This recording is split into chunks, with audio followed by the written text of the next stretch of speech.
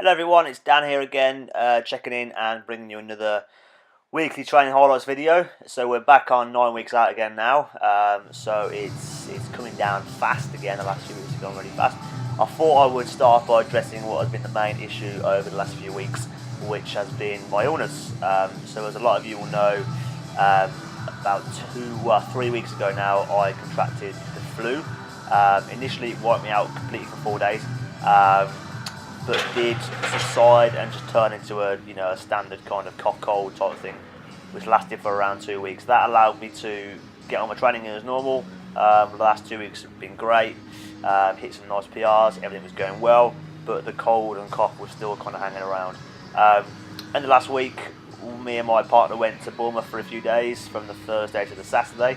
Was planning to train again on the Sunday. As we came back on the Saturday, went to bed that night and started getting hideous flu symptoms again. So I got struck with violent shakes, massively high temperature, all that grand stuff. So I didn't train the Sunday, obviously had a day of rest, felt okay on the Monday, and this is the day you're watching now. So thankfully I'm pleased to report that the flu has kind of gone now, and I've only got a very, very slight cough, but other than that I'm pretty much back to 100% again. So thankfully that's subsided pretty quick in the grand scheme of things, and hopefully it won't be coming back for a fair old while.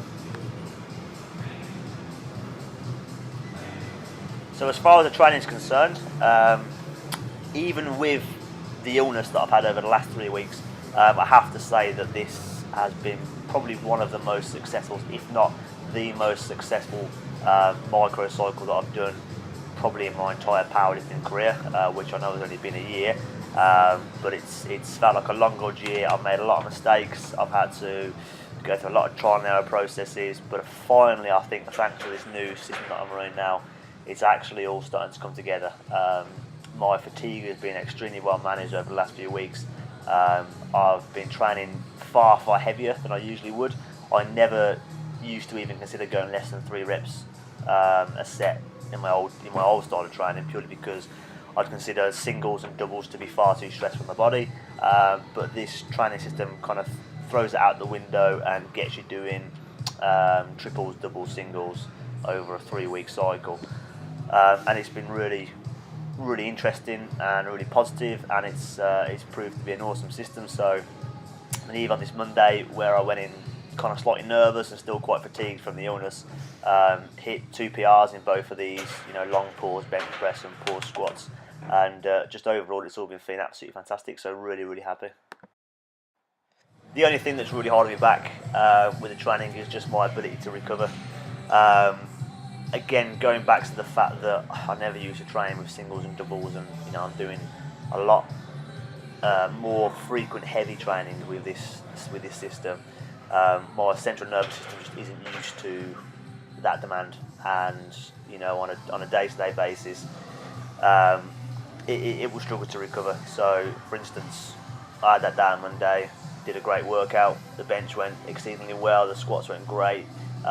Came in today on the Tuesday, and I just felt tired. I didn't ache. My body didn't hurt or nothing like that. Just I wasn't fast. I wasn't firing on all cylinders. As you can see here, the reps are really grindy.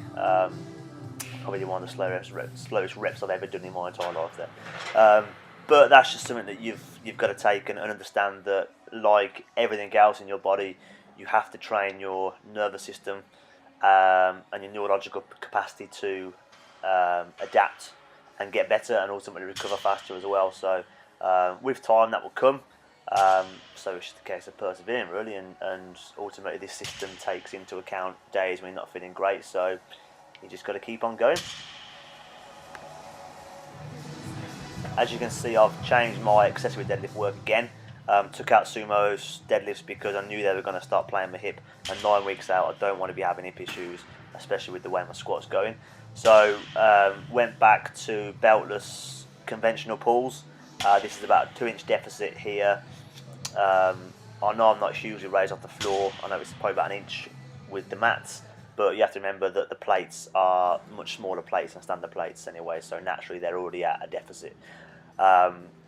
Having the deficits for a fair old while, but actually it went fantastically well. Hit a new PR top set here, 184 reps, beltless, and to be honest with you, could have got one or two more to be honest, but just not wanting to push deadlifts super hard because I know they can have some repercussions with my lower back further on into the training cycle. So, but overall, a pleasing experience. So on to Thursday's workout, and this was probably the most important workout of the whole 3 weeks. This day was singles day, so it required me to work up to a single rep at an RP of 9, so not quite true one rep max testing, but you know, obviously a nearest damn it kind of 95% effort if you like. So the only thing that was troubling with this day was my quadricep tendonitis seemed to really ugly head again, but not as bad as last time, so I'm kind of using my experience from last time to keep it at bay. Used my muscle floss band to stretch the leg out, and also use it during my warm-up sets as well to help get the blood flowing, and then took it off during these main build-up sets. So the aim today, I wanted to work up to 170. Well, that was 170, which went up super fast, so stuck another 2.5k on. Didn't want to get too greedy. Had it in my head that I kind of wanted 175, but you know, I want to leave some in the tank for next time. So 172.5 on the bar. Walking out felt really shaky because I've not really took this weight out of the rack before, so I need to kind of work on that and do some practice with the heavier weights. But down the hole, back out again, flew up. Felt really easy, just really on point, so there's no real form breakdown or anything in there, so overall really chuffed with how the squats are going. So straight after squats, it was into competition pause bench, which I was also working up to a single rep with, and this would be the real telltale sign of how my training's been going and how this method is working for me. Bench has always been an absolute pain in the ass for me to try and improve, and just seemed to have been stuck on the same weight forever really, but over the last 6 to 8 weeks it has really made some great progress, and I've really felt it improve on this cycle in particular. So my best ever pause bench was done in my last competition, and that was 105 kilograms. Well, I just done 105 kilograms in that last build-up set that you saw there, and it flew up with no troubles whatsoever. So went for just a small increase, 107.5.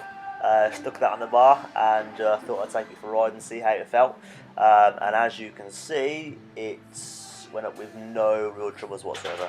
So bench is on the move, and I can certainly see me hitting 110 paused in this next meet. So really happy with how that's going.